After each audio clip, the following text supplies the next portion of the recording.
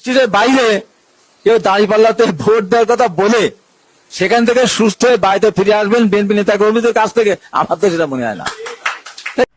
আসসালামু আলাইকুম। খালেদা জিয়া একজন সম্মানিত ব্যক্তি। এই সম্মানিত ব্যক্তির উপদেষ্টাদের মুখ থেকে আওয়ামী লীগ নেতাদের গন্ধ আসে। মনে হয় তারা যেন ফিরাউনের উপদেষ্টা এবং মনে হয় তারা যেন শেখ হাসিনার উপদেষ্টা। সুপ্রিয় দর্শক, আপনারা দেখতে পাচ্ছেন খালেদা জিয়ার দুই উপদেষ্টা ফজলুর রহমান এবং হাবিবুর রহমান, দুইজনের শেষে রহমান লেখা। এই দুই রহমান এমন কার্যক্রম করতেছেন, তাদের বক্তব্য শুনলে একজনকে নাস্তিক মনে হয় আর একজনকে মনে হয় শেখ হাসিনার পালাকুত্তা। সুপ্রিয় দর্শক, হাবিবুর রহমানের একটি বক্তব্য আপনারা শুনতে পেয়েছেন সম্প্রতি সময়ে। হাবিবুর রহমান বক্তব্য দিয়েছে যে কেউ বলবে যে দাঁড়িপাল্লায় ভোট দেব আর এই কথা বলার পর সে বাড়ি ফিরে আসবে, এটা সম্ভব না, কারণ বিএনপি নেতাকর্মীরা তাকে শেষ করে দিবে। এটি তিনি বুঝিয়েছেন আর কি। তিনি বাড়ি ফিরে আসতে পারবেন না। দাঁড়িপাল্লায় ভোট দিব এই কথা বলার পরে তিনি আর বাড়ি ফিরে আসতে পারবেন না, তাকে শেষ করে দেওয়া হবে। এমনকি বিএনপির নেতাকর্মীরাই করবে, এটা তিনি স্বীকার করতেছেন। সুপ্রিয় দর্শক, অন্যদিকে আওয়ামী লীগের দালাল নাস্তিক তসলিমা নাসরিনের আদর্শের সন্তান ফজু পাগলা ফজলুর রহমান, খালেদা জিয়ার উপদেষ্টা, এই বদমায়েশ আপনারা দেখতে পেয়েছেন যে এ প্রতিনিয়ত ডাইরেক্ট আলেমদের বিরুদ্ধে, দেশের মুসলমানদের বিরুদ্ধে অ্যাকশনে যায়। এদেশের নারীদেরকে সে ঘোষণা দিয়েছে যে এদেশের নারীরা যেন কোনো আলেমের, কোনো হুজুরের বাচ্চা যেন পেটে না নেয়।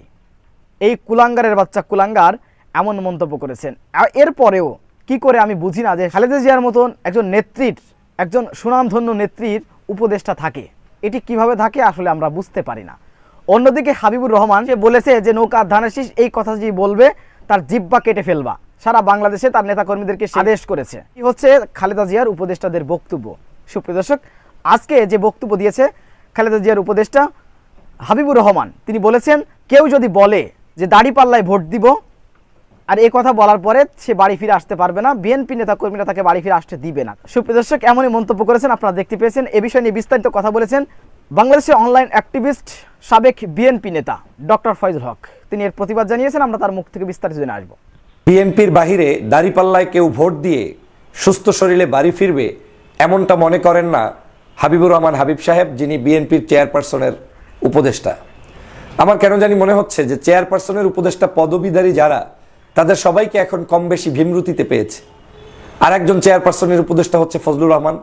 তার মন্তব্য বক্তব্যগুলো আপনারা প্রতিদিন দেখছেন যে তিনি সকাল সন্ধ্যা আওয়ামী লীগের হয়ে কাজ করছেন, আর অন্যদিকে তিনি বাংলাদেশের দেশপ্রেমিক নাগরিকদেরকে যাকে তাকে রাজাকার বানিয়ে দিচ্ছেন। হাবিবুর রহমান হাবিব ভাইয়ের সাথে বেশ অনেক টকশো হয়েছে। 5ই আগস্টের পূর্বে একত্রে বহু স্মৃতি আছে, আমরা সংগ্রাম করেছি, লড়াই করেছি। 5ই আগস্টের পরেও তার সাথে আমার সাক্ষাৎ হয়েছে, কিন্তু সাম্প্রতিক সময় তার বিতর্কিত 3-4টি মন্তব্য জাতির কাছে আজকের তাকে প্রশ্নবিদ্ধ করছে এবং তার এই সিনিয়র রাজনীতিবিদ হিসেবে যে অবস্থান সেটাকে ধ্বংস করে দিচ্ছে। কি কারণে এমনটা হবে, যেটা আওয়ামী লীগ বলতো যে নৌকার বাহিরে কেউ সেন্টারে আসলে আস্থা যেতে পারবেন না, নৌকায় ভোট না দিয়ে কেউ বাড়িতে ফেরত যেতে পারবেন না, নৌকায় ভোট না দিলে কেউ সেন্টারে আসবেন না, এই বক্তব্যগুলো তো বিএনপির নয়, এই বক্তব্যগুলো হচ্ছে আওয়ামী লীগের ফ্যাসিস্টের। অথচ এই বক্তব্যের বিরুদ্ধেই লড়াই করেছে গত 16 বছর জাতীয়তাবাদী দল, জামাতে ইসলাম, বাংলাদেশের সিংহভাগ রাজনৈতিক দল যারা দেশপ্রেমিক। কিন্তু হঠাৎ করে কেন ওই একই চরিত্র বিএনপির পরিচয়ে নেতারা তাদের মুখ থেকে এখন বের করার চেষ্টা করবেন? হাবিবুর রহমান হাবিব সাহেব বিএনপির চেয়ারপারসনের উপদেষ্টা, একজন সিনিয়র সম্মানিত ব্যক্তিত্ব। তার মুখে যদি এই বক্তব্য এখন আসে যে বিএনপির বাইরে কেউ যদি জামাতে ভোট দেয় সে আস্থা শরীর নিয়ে বা সে সুস্থভাবে বাড়িতে ফেরত যেতে পারবে বলে তিনি মনে করেন না, তার মানে তিনি মনে করেন যে এই মানুষগুলো আক্রান্ত হবেন, এই মানুষগুলোর কোনো অধিকার নেই। তাহলে গণতন্ত্রে কি অন্য যে কোনো একজন ব্যক্তি একটা ভোটও যদি সে পায় তার উপরে আক্রান্ত করার কিংবা তাকে নিরাপত্তা না দিয়ে তার উপরে জুলুম করার অধিকার কি আপনার আমার আছে? নাই। যে 16টি বছর রাজনীতির শেখ হাসিনা নষ্ট করেছে তার বিরুদ্ধে কথা বলেছে বিএনপি। আজকে সেই বিএনপির নেতা পরিচয় দিয়ে যদি আজকে বলা হয় যে জামাতকে ভোট দিয়ে সে সুস্থ শরীরে ফেরত যেতে পারবে না, এটা কি কোনো গণতন্ত্রের ভাষা হতে পারে? এবং এটার পক্ষে বলার কারণে আপনি কাউকে জামাত ট্যাগ লাগিয়ে দিবেন, কাউকে রাজাকার ট্যাগ লাগিয়ে দিবেন। এই হচ্ছে বাংলাদেশ। তাহলে পরিবর্তনের কি আসলো, বা পরিবর্তন যেটার জন্য আমরা লড়াই করেছি, সংগ্রাম করেছি, সেই পরিবর্তনের কি আমরা দেখতে পাচ্ছি? বাংলাদেশে আওয়ামী লীগবিহীন নির্বাচন হলে বাংলাদেশে স্বাভাবিকভাবেই জনগণ বিএনপিকে ভোট দিবে, জামাতকে ভোট দিবে, ইসলামী আন্দোলনকে দিবে, এনসিপিকে দিবে, গণ অধিকারকে দিবে, আরো যত পার্টি আছে যাকে খুশি তাকে ভোট দিবে। ভোটের মাঠে আপনি তো নিয়ন্ত্রণ করতে পারেন না। তাহলে আপনি এই বক্তব্য দেওয়ার মধ্য দিয়ে বিএনপি একটি বহুদলীয় গণতন্ত্রের রাষ্ট্র প্রতিষ্ঠার দল হিসেবে যে ক্লেইম করেছে নিজেদেরকে, শহীদ রাষ্ট্রপতি জিয়াউর রহমান বাংলাদেশে যখন আওয়ামী লীগ বাকশাল কায়েম করেছে, যখন বাংলাদেশের মানুষের অধিকার ক্ষুণ্ণ করেছে, পত্রপত্রিকা বন্ধ করেছে, রাজনৈতিক দল নিষিদ্ধ করেছে, সেই সময় তিনি ছিলেন বহুদলীয় গণতন্ত্রের প্রবক্তা। তিনি ছিলেন বাংলাদেশের মানুষের অধিকার ওপেন করে দেওয়ার একজন মহানায়ক। আজকে তার দলের একজন নেতা যদি এখন এই বক্তব্যগুলো দেয়া শুরু করেন, তাহলে আপনার দলের বাকি নেতাকর্মীদেরকে কিভাবে নিয়ন্ত্রণ করবেন? গত কয়েকদিন আগে বলেছেন কি জানি, দুই পার্টির একই বিষ, হ্যাঁ, নৌকার ধানের শীষ। এই যে মন্তব্য যদি কেউ করে, তার জিহ্বাটা টেনে কেটে ফেলে দেওয়ার জন্য আপনি নির্দেশ দিয়েছেন। আপনার খুব ক্ষুব্ধ মানসিকতা থাকতে পারে যে আপনি নৌকার সাথে ধানের শীষ মিলানো ঠিক হবে না। আমিও বলছি না, অবশ্যই ঠিক হবে না। আওয়ামী লীগ ফ্যাসিস্ট, তার সাথে বাংলাদেশের কোনো রাজনৈতিক দলের সাথে বিন্দুমাত্র তুলনা দেওয়ার সুযোগ নেই।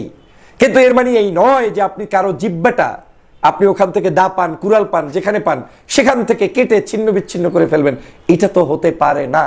এটা তো সুন্দর বক্তব্য নয়, এটা তো কোনো অবস্থায় সঠিক কথা নয়। কিন্তু হাবিবুর রহমান সাহেব, আপনি এই মন্তব্য করে জাতির কাছে নিজেকে ছোট করেছেন, প্রশ্নবিদ্ধ হয়েছেন। এর আগেও আরেকটি অসংলগ্ন বক্তব্য এসেছে, যদিও সেই বিষয়টি পরবর্তীতে আপনি সংশোধন করার চেষ্টা করেছেন। ইমাম, মুয়াজ্জিন, জামাত ইসলামের লোকজন নিয়োগ পেতে পারবে না, এবং সেই নিয়োগ আপনার অঞ্চলে যাতে না হয় এ মন্তব্য করেছিলেন, কারণ আপনি তখন জামাতের সাথে আপনার ক্ষুব্ধ একটি অবস্থান ছিল। যাই হোক, এই তিনটি মন্তব্যই আমাকে ব্যথিত করেছে। আপনি একজন সিনিয়র রাজনীতিবিদ, আপনাদের কাছ থেকে বাংলাদেশের তরুণ প্রজন্ম, বর্তমান প্রজন্ম শিখবে। কিন্তু আজকে আপনারা বলছেন এই ধরনের বক্তব্য দিয়ে বাংলাদেশের মানুষের কাছে কিভাবে গণতন্ত্রের দাওয়াত পৌঁছাবেন, কিভাবে মানুষের ভোটাধিকার পৌঁছাবেন, কিভাবে মানুষের ন্যায্য অধিকারকে প্রতিষ্ঠিত করবেন। তার মানে হচ্ছে এই বাংলাদেশে যদি আপনার ভাষ্য অনুযায়ী জাতীয় সংসদ নির্বাচনের ক্ষেত্রেই যদি এই অবস্থা তৈরি করেন, যেটা অন্তর্বর্তীকালীন সরকারের নিয়ন্ত্রণে বা তত্ত্বাবধায়ক সরকারের মাধ্যমে হবে, তাহলে আগামী দিনে যদি সরকারের অধীনে যে কোনো নির্বাচন হয়, সেই নির্বাচনগুলোর অবস্থা কি দাঁড়াবে সেটা তো আপনার বক্তব্য থেকে স্পষ্ট। বিরোধী মতের কেউ তো আপনার ওখানে যেতেই পারবে না। বিরোধী আদর্শের কোনো মানুষকে আপনি তো সেখানে ঢুকতেই দিবেন না। বিরোধী মতের মানুষদেরকে আপনি তো সেখানে কাজ করতে দিবেন না। তাহলে গণতন্ত্র আসবে কোত্থেকে? এভাবেই আজকের আমাদের এই গণতন্ত্রকে ধ্বংস করে দেওয়া হচ্ছে, শেষ করে দেওয়া হচ্ছে। প্রিয় সহযোদ্ধা ভাইরা, দেশপ্রেমিক ভাই ও বোনেরা, আমাদের এই গণতন্ত্রের পথে এখন বাধা অনেক দূরের মানুষ নয়, আমাদের মধ্যেই লুকায়িত বিভিন্ন মানুষ রয়েছে। আমি জানি হাবিব ভাইয়ের পূর্বের ইতিহাস ভিন্ন দলের থাকতে পারে, ভিন্ন আদর্শের থাকতে পারে, তার বক্তব্যের মধ্য থেকে ওই আদর্শের কিছু আসবেই। ফজলুর রহমান সাহেবের তো স্পষ্ট তার কি আদর্শ লালন করে না করে তা তো এখন স্পষ্ট হয়ে যাচ্ছে জাতির কাছে। তিনি তো 24 ঘন্টাই আওয়ামী লীগকে নিয়েই ব্যস্ত, বিএনপিকে নিয়ে তার কোনো চিন্তাই নাই। কিন্তু দুঃখজনক হলেও সত্য, এই মানুষগুলো একটা শোকাচোখায় না, এই মানুষগুলোকে এখন পর্যন্ত কেউ ওয়ার্নিংও দেয় না। এই মানুষগুলোকে এখনো টকশোতে নিয়ে নিয়ে বিতর্কিত মন্তব্য করিয়ে তারপরে আজকের বাংলাদেশের কঠিন এক পরিস্থিতির মধ্যে দেশটাকে নিয়ে যাচ্ছে কেউ কেউ।